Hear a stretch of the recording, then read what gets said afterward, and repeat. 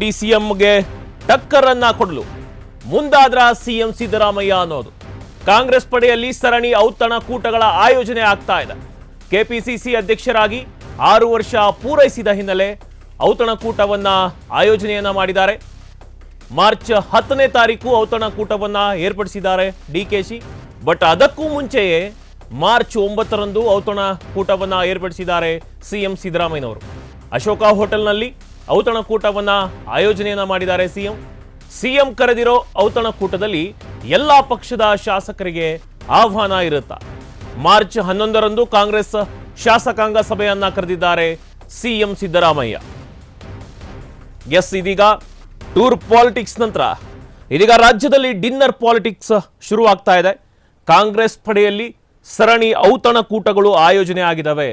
ಮೊನ್ನೆ ತಾನೇ ಕೆಪಿಸಿಸಿ ಅಧ್ಯಕ್ಷರಾಗಿ 6 ವರ್ಷ ಪೂರೈಸಿದ ಹಿನ್ನೆಲೆಯಲ್ಲಿ ಡಿಕೆಶಿ ಅವರು ಔತಣಕೂಟವನ್ನು ಆಯೋಜನೆ ಮಾಡಿದ್ದೀನಿ ಅಂತ ಹೇಳಿದರು.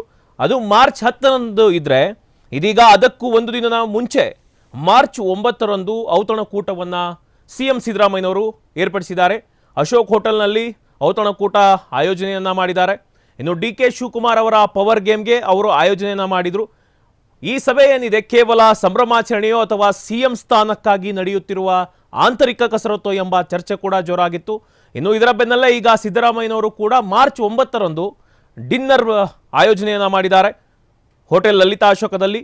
ಇದು ತಮ್ಮ ಹಿಡಿತವನ್ನ ಬಿಗಿಗೊಳಿಸುವ ಪ್ರಯತ್ನ ಅಂತ ಎಲ್ಲರೂ ಕೂಡ ಹೇಳ್ತಾ ಇದ್ದಾರೆ.